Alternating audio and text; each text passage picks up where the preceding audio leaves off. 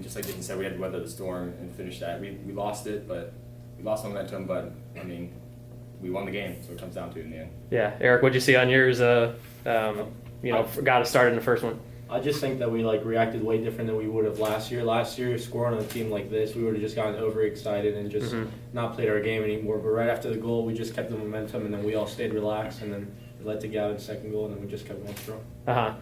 Talk about the elements out there. This is probably, I'm guessing, the worst weather you've played in all season. Did it help, hurt you guys? Did it not matter? How do you think it affected the game, and how it got worse as the match went on? Yeah, I think our first game of the year was actually really bad rain, but it was 80 degrees. So it's a little bit different playing in cold weather with rain, but honestly it's the same for both teams, so you kind of have to adapt. We speak about that a lot, controlling what you can control. We can't control the weather, can't control the refs, so you kind of just have to adapt as the game goes on. And I think both teams, played very well. Kenyon obviously played much better than us in the second half, I thought, but I don't think the weather was a huge factor. I think Colin did a great job on some balls that skipped in on him and held the ball really well. I thought their keeper dropped a couple in the first half. That was probably due to the wetness of the field, but both teams have to play in those conditions, so we did well.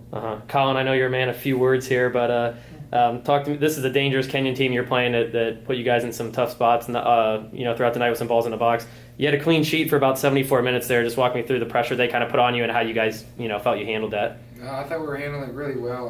Back line, midfield, we're all working really well together. Of course, Jaden Unger, Zach Lewis, Blake Steenrod, and of course Zach Barwick, my right back. They're all doing their jobs, and that just makes my job a lot easier. So as long as they do their job, I can't complain with them.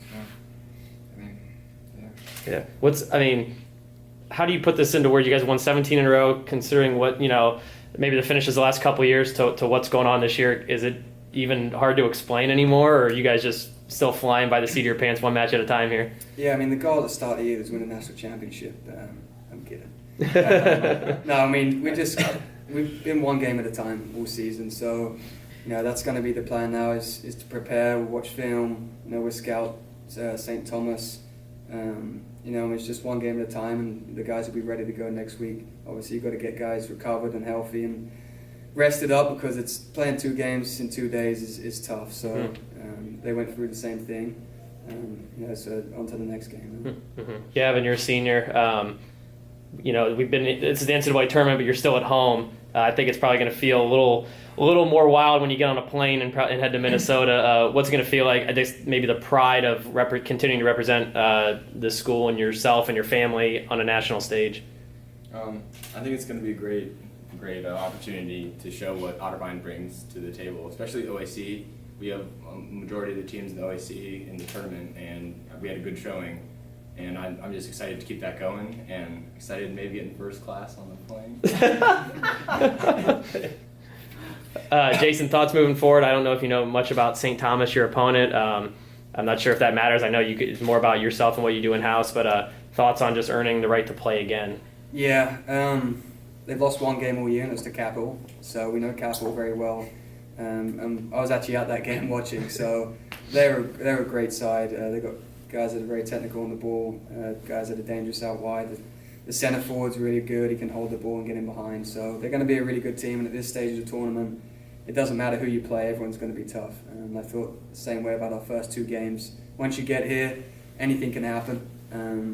So it's one game at a time, and just progress hopefully to the next round. Gotcha. Last thing, everyone here been on a plane before? I was like 6.